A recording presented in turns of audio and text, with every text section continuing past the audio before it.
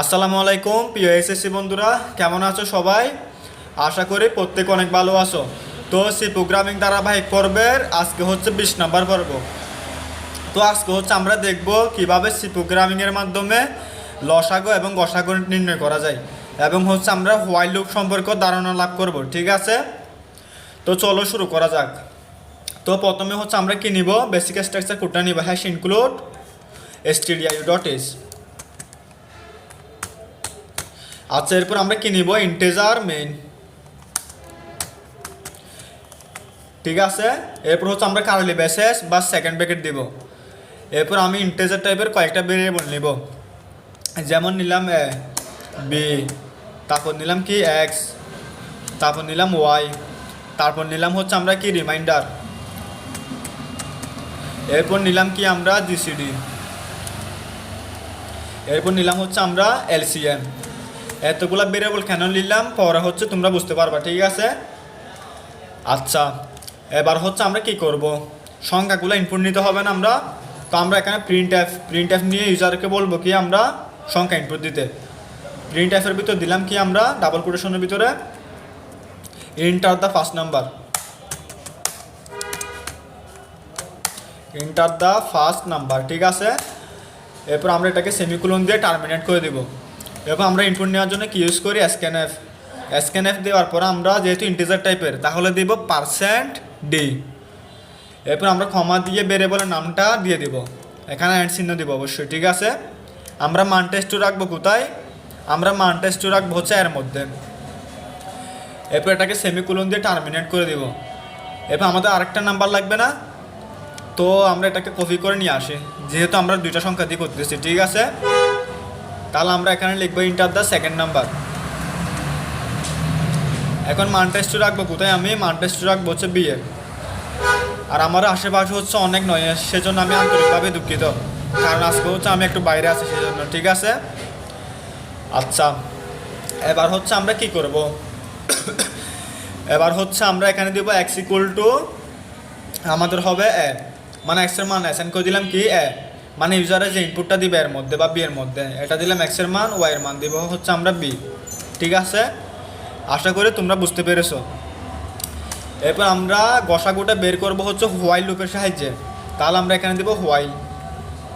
ঠিক আছে, তো হোয়াইলের হচ্ছে আমরা যারা ফর লুপের কাজ করো নাই দেখো নাই, আমি অনুরোধ করবো সবাইকে গত লেকচারগুলো দেখার জন্য। ঠিক আছে, তো হোয়াইল লুপ দেওয়ার পরে হোয়াইল লুপের এখানে আমাদের আগে শর্ত দিতে হয়, তাহলে আমরা একটা শর্ত দিব। শর্তটা হচ্ছে কি, ওয়াই যতক্ষণ না কি না হবে আমাদের নট ইকুয়াল 0, মানে ওয়াইয়ের মান যতক্ষণ না শূন্য না হবে ততক্ষণ পর্যন্ত এই লুপটা চলতে থাকবে। ঠিক আছে, তো লুপটা চলাকালীন আমাদের কি হবে সেটাই আমরা এখানে দিয়ে দিব। তো আমাদের এখানে হচ্ছে রিমাইন্ডার দিব, এই যে আমরা যে ভেরিয়েবলটা নিলাম রিমাইন্ডার, এটা ইকুয়াল টু আমরা কি দিব, এটা ইকুয়াল টু দিব আমরা এক্স মডুলাস ওয়াই। ঠিক আছে, এবার আমরা এটাকে সেমিকোলন দিয়ে টার্মিনেট করে দিব। এই জিনিসগুলো হচ্ছে আমি কেন দিচ্ছি, এটা হচ্ছে আমি তোমাদেরকে পরে ভেঙে ভেঙে বুঝাই দিব। ঠিক আছে, এখন শুধু এতটুকুই মাথায় রাখো। এরপর হচ্ছে আমরা কি দিব, আমরা দিব হচ্ছে এক্স ইকুয়াল টু ওয়াই, হয়তো বা অনেকে বুঝতে পারতেছেন, এগুলো হচ্ছে আমি বুঝাই দিব। এরপর হচ্ছে আমরা ওয়াই দিব, ওয়াই ইকুয়াল টু কি দিব, রিমাইন্ডার। ঠিক আছে, এখন হচ্ছে আমরা কি করব, লুপের বাইরে চলে আসবো। লুপের বাইরে এসে আমরা কি দিব, লুপের বাইরে এসে আমরা দিব কি জিসিডি, মানে গসাগু ইকুয়াল টু আমাদের কি হবে, গসাগু ইকুয়াল টু হবে আমাদের এক্স। ঠিক আছে, এরপর আমরা প্রিন্ট করব, মানে আউটপুট দেখব। ঠিক আছে, প্রিন্ট এফ দেওয়ার পরে আমরা ডাবল কোটেশনের ভিতরে কি দিব, %d, যেহেতু ইন্টিজার টাইপের। এরপর কমা দিয়ে জিসিডিটা নির্ণয় করে দিব। এরপর আমরা এখানে কি দিব, সেমিকোলন দিব।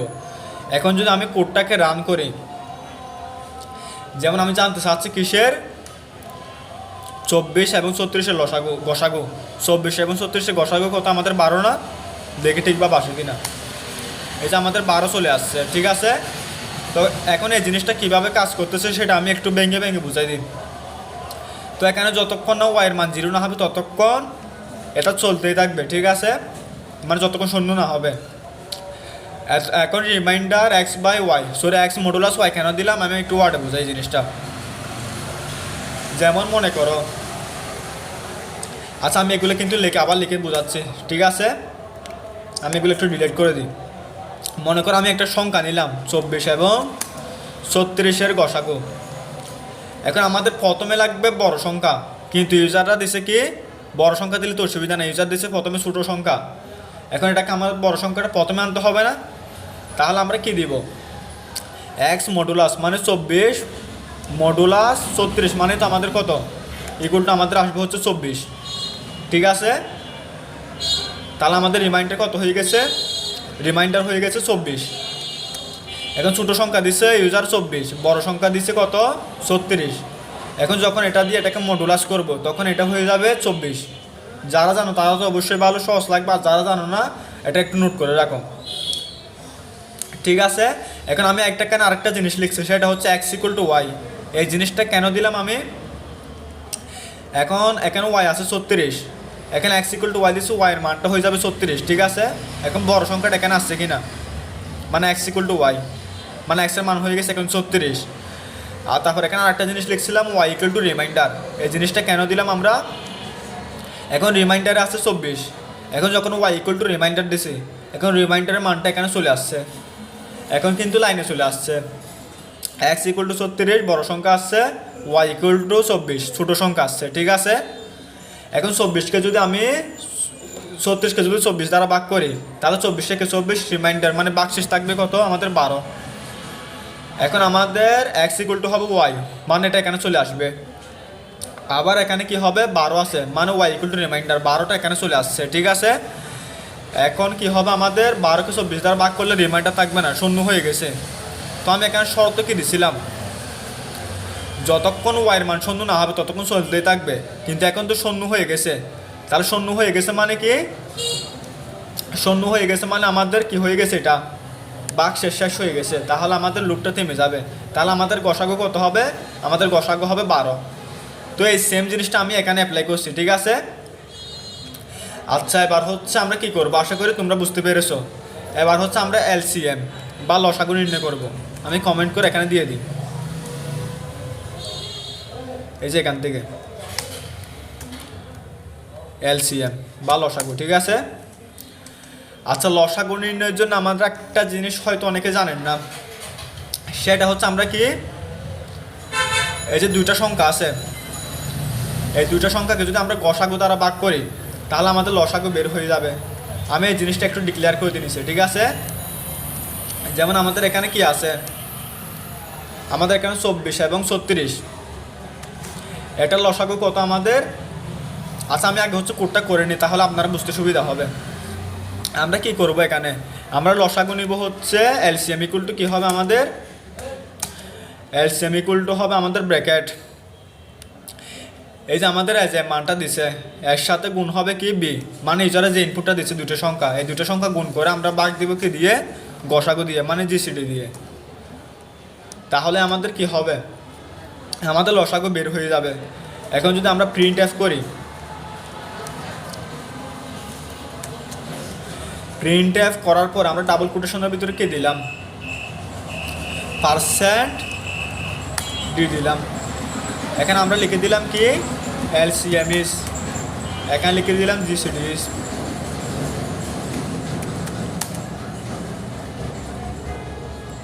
ঠিক আছে, এখন হচ্ছে আমরা কমা দিয়ে কি করব, এলসিএমটা লিখে দিব।